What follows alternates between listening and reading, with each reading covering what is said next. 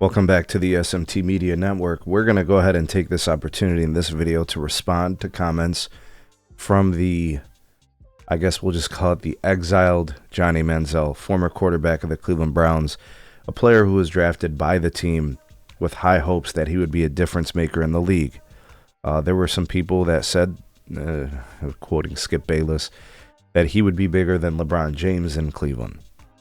And man, were they wrong. The problem with Johnny Manziel is he was really, really good in college, where you can be really good in college and not necessarily be a good pro. There's so many things that goes into becoming a good pro.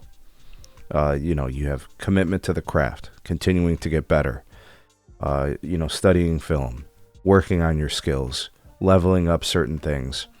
For a quarterback specific, reading defenses, making all the right reads and throws, pre-snap, during plays, escapability, that wasn't all the things I've been naming, extending plays.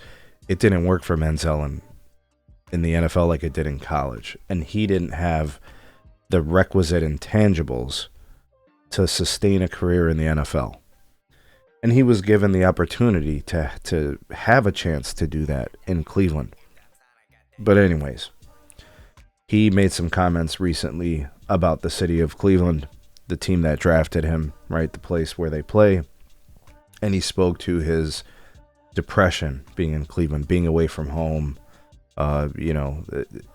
just making excuses about why he didn't pan out or why he wasn't any good. By the way, he's currently 32 years old.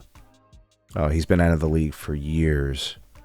It's not like there's a comeback or anything there, but he's just speaking on this. But I wanted to comment to this. Johnny Manziel taking shots or whatever. He's not really taking shots. He's making excuses. He's trying to save face for his failures. The thing about Johnny Manziel is you have substance abuse. You have a lack of commitment to your craft, a lack of seriousness in your personal life, your professional life. You have all types of internal demons. He spoke to depression. That's not from where you are. His problems were shrouded in places where he was before Cleveland. Cleveland didn't introduce depression.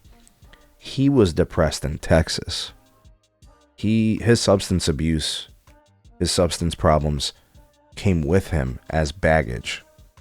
Basically, he made the city of Cleveland depressed. He made the Cleveland Browns fan base depressed, who believed in him and fought for him, who wanted him to succeed and supported him. He came to Cleveland depressed, but all those troubles with him. And then he put that and externalized it onto others in Cleveland. So it's not Cleveland that made him depressed.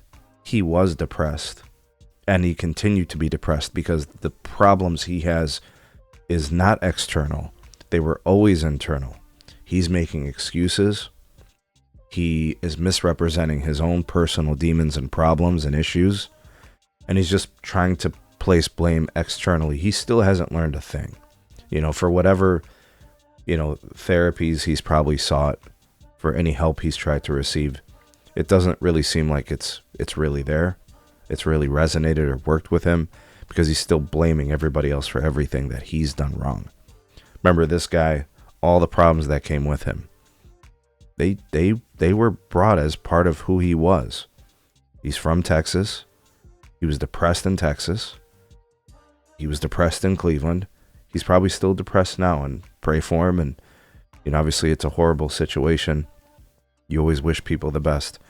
But misrepresenting it as a place is the problem for your troubles. That's just straight up lies. I wish people like this would just tell the truth.